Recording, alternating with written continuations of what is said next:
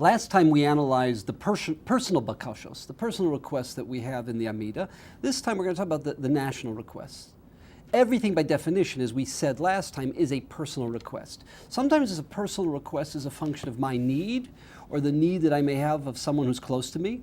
Sometimes it's a personal request is a function of the fact that I'm part of the Jewish people.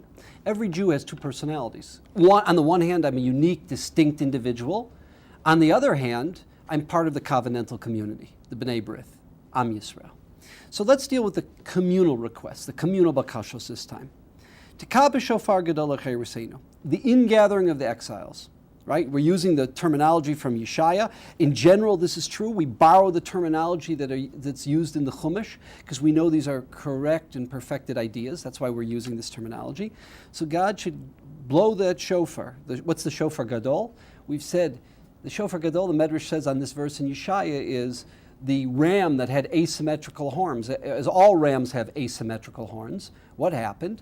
The smaller of the ram's horn that was used at the Akedah was blown at Har Sinai because that brought about the transformation of the Jewish nation.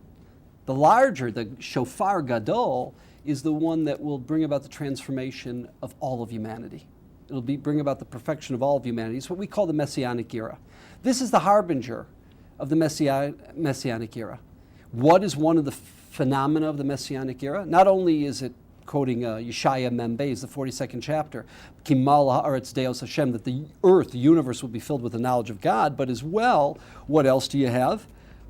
You have the following. That what happens is the ingathering of the exiles. You have the Jews who are scattered throughout the four corners of the world, the ingathering of the exiles. And that's what we do. When a Jew is scattered throughout the world, a Jew ultimately is at the whims very often of tyrannical and oppressive rulers. And I don't have to elaborate what Jewish history has, how we have suffered throughout the millennia at the hands of tyrants and oppressive rulers, and how we've been persecuted. So we ask for that ingathering of the exiles. That is our ultimate chayrus, our ultimate freedom. Because freedom is not just not being a slave, freedom is also not being under the oppression and tyranny of corrupt and manipulative governments. V'sanes, nes is the banner, the flag, l'kabetz geluyasenu, to gather us in. V'kabsenu yachad me'arba kanfos haaretz.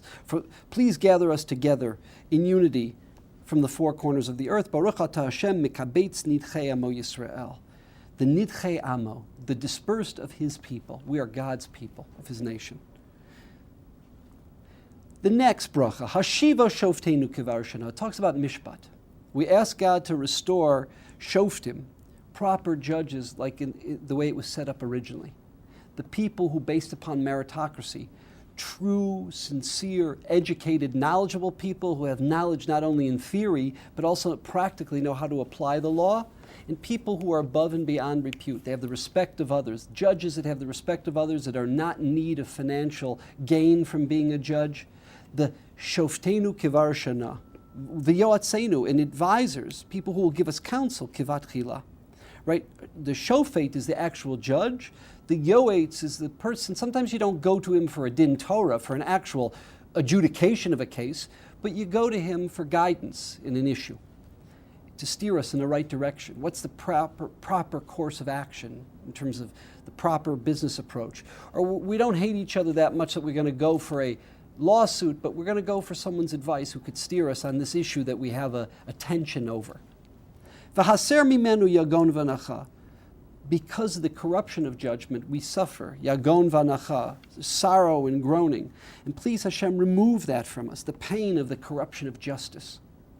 Umloch aleinu atah Hashem levadcha, b'chesed v'rachmim, v'tzadkenu b'mishpat. You alone, God, you alone should reign over us. Because when there's a true Sanhedrin, the Sanhedrin does not act like this domineering body. It represents the will of God, the knowledge of God. See, one thing, in a perfect world, you would never have someone in a position of being a judge. You know, we use the word Elohim, judges. It's the same term as Elohim, the ultimate judge, God. Why is that? Because if you didn't have someone representing the will of God, the knowledge of God, how to deal in this case, you know, this labor dispute, this real estate dispute, this whatever case, if you didn't have someone doing that, you'd have anarchy. We'd swallow each other up alive.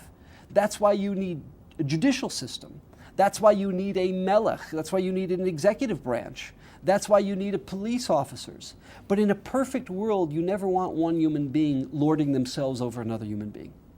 There's only one Lord, and that's God Almighty.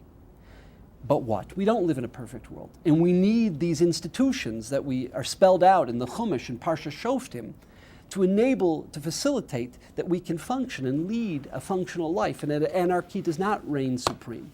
So we ask for the restoration of these true institutions that enable us to function, but we acknowledge that these institutions are a reflection of the will of the Torah, of the will of the Almighty. Umloch aleinu atah Hashem levadcha. You alone, b'chesed u'v'rachamim. It's an act of chesed. It's an act of rachmanis that God gave us a system. V'tzadkenu b'mishpat, and judge us with proper judge, with true mishpat, not with the corrupt systems or the corrupt applications of justice that we see throughout the world, that we see in the halls of the United Nations, that we see in so many countries amongst the family of nations. Baruch atah Hashem, you Hashem are the source of what? Melech ohev tzedakah mishpat. You're a God that not only gave us a system of tzedakah mishpat, but you love it. What's the difference between tzedakah and mishpat? Mishpat is pure objective law, the pure objective law. That's din or mishpat. What's tzedek? Like tzedek tirdof? Mishpat tzedek, as David refers to. The Gemara and Dav Zayin in Sanhedrin talks about mishpat tzedek. What's tzedek? It's what we refer to as pshara. See, sometimes if you have the straight din, you'll get the true law. But will these two parties be able to function and go back and resume functioning in society and living in the same neighborhood and attending the same bar mitzvahs? Very often you have a case where you have a contract, and the contract is nebulous. You could read into the contract the way I'm interpreting it. You could read into the contract the way you're interpreting it. Very often you have a case like that, where you're not totally right, I'm not totally right. But you know what? If you're the one who's the muhsak, you're the one who has the presumptive status over the asset that we're debating, well, hamotzi mechavero alav haraya. The Gemara in Bava Metzia teaches us, and Bava Kama as well. If I'm going to extricate it from you, if I'm going to take that asset, I've got to have raya. I've got to have two objective witnesses that can prove it. Well, this is not a case where there's two objective witnesses. This is a subjective scenario of how do you understand this, or how do you read a contract? That's why there's something called pshara. It's mishpat sheyesh bo tzedek, the Gemara says, the Gemara in Sanhedrin. It's not objective justice, it's a system of pshara, where what? Where the judges try not only to find out a correct outcome of this, but an outcome that reflects the subjective nature of this case, that will also reflect the fact that the two of us have to go back and live together in society. If it's so black and white, if it's a case where I stole money from you, it's clear. There's no pshara. There's strict din. But many cases that we fight over, that we have issues over, that we have tensions over, are not so black and white. And that's melech ohev tzedakah mishpat. Sometimes there's tzedakah, sometimes there's mishpat. Now, we mentioned that we always call it the Shmona Esrei, even though there's 19 brachas. Why do we call it the 18 brachas?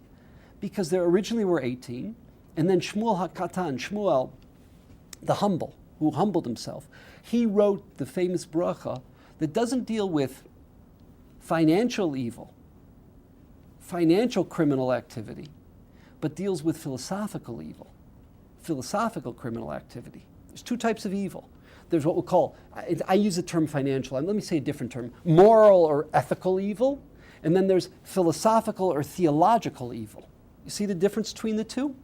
So a second type of evil that was becoming rampant, and it was Jew against Jew, was what?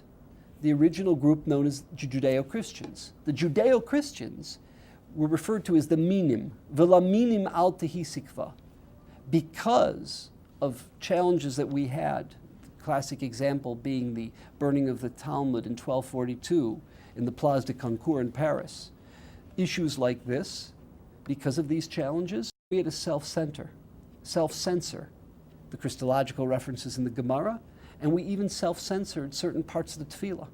Lines from Aleinu, lines from the Bracha of the Haftorah, this line in the Amidah. And we said, V'lamal shinim. to those who would rat one another out. Meaning what? It's an allusion to the Judeo-Christians who would go to the Roman authorities and trump up charges against us. But the term minim was always a code name, was always a term associated with them.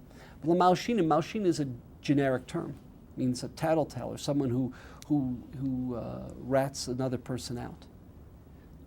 So this is philosophical evil, because it's a corruption of theology.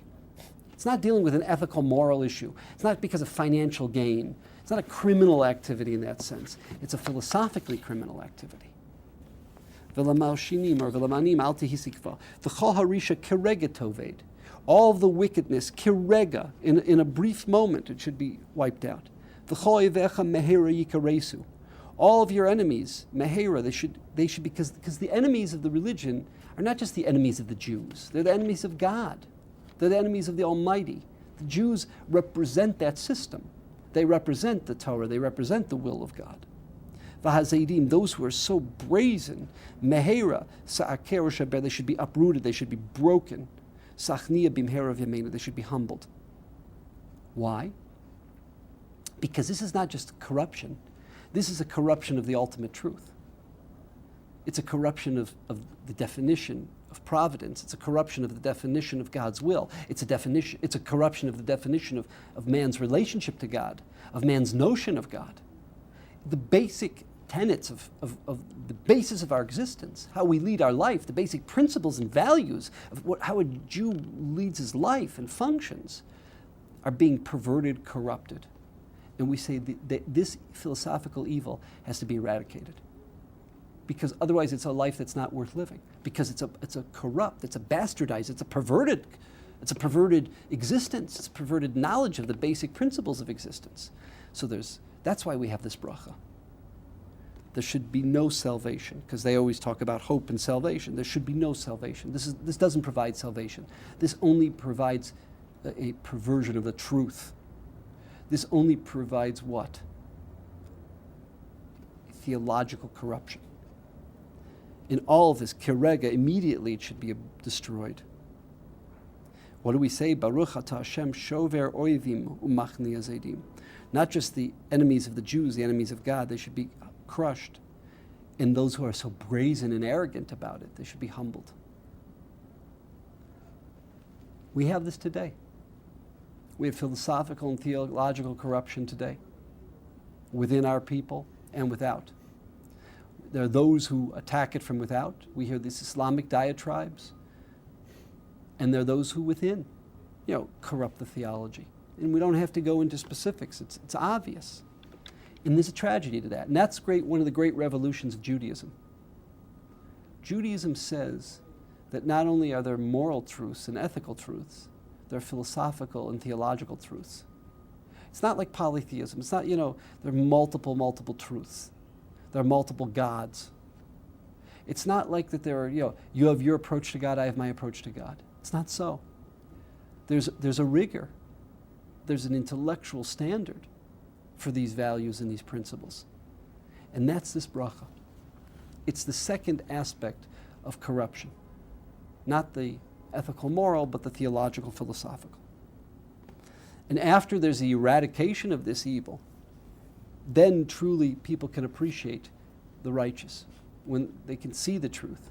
Ala tzadikim v'al chasidim. What are tzadikim? What are chasidim? The tzadikim are those who lead a perfected lifestyle. They do everything that is correct. Chasidim go lifnim mishuras hadin. Not only are they tzadikim, but they go above and beyond the law.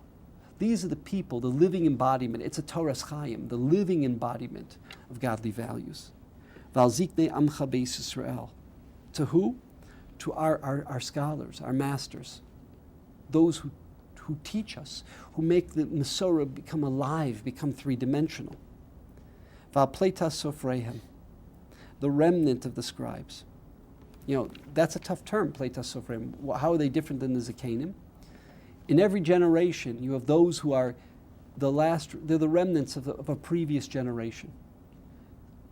The Rav Zatzal, when he referred to Reb Chaim Heller, he was the remnant. He wanted to know how the Gedolei Yisrael of Lita and the Gedolei Yisrael of Poland and Belarus, how they conducted themselves, how they looked at the world, how they made the Torah come alive. You engaged a Reb Chaim Heller. So we have that. We're a new generation, but we need that link to the Masorah. And there's certain unique people that provide that link. They are still, they are a remnant of the previous generation or two previous generations, and they can give us an insight and a connection to the tradition that defines us, and that's Pleitas Sofreim. The Al-Gerei HaTzedek. The life of a righteous convert is not a simple life. They have to break with their family. They come into a community where they don't have family. As much as we try to be one big mishpacha, it's not the same thing as not having a family. These righteous converts lead a lonely life, and they hear derogatory comments that are said, sometimes in a very callous, unaware way, by Jews. It's not an easy life. It's not a simple life, because they're looked upon askance by where they came from, the society where they came from, and they're never really fully integrated. We try our best, but not fully integrated into the community at large. And it's a challenging life. And they do it because a ger tzedek, a righteous convert, they're doing it because they believe in the values. They're not doing it because they were born that way. They're not doing it because they stand something to gain, because they want to marry someone or achieve great wealth. They're doing it because it's the right thing. And they sacrifice. They sacrifice certain emotional comforts, certain psychological comforts to do this. They, along with tzaddikim, the righteous and perfect, the chasidim, those who are pious, who go above and beyond the law, the zakenim, the pleitas sofreim, and likewise the gerei tzedek. Ve'aleinu, in us. Why should we be worthy of God's blessings? It's telling, because if these are our role models, and these are the values, the people that we look up to, and we want to learn from, and we want to emulate, so it says that we have the right values. And it says that we're on the path to leading a life of perfection and a correct life. That's Ve'aleinu. Yamu rachamecha Hashem Elokeinu. Your Rahmanas should be upon us. It's an interesting phrase, Yehamu. Should be aroused, right? Your compassion should be aroused for us. V'sein sachar tov l'chal bodchim b'shimcha b'emes. And please give us the reward of those who their conviction, their values are rooted in what? In your name, in your knowledge, for the right reasons. Be'emet, people who do it be'emes, in a truthful, correct way.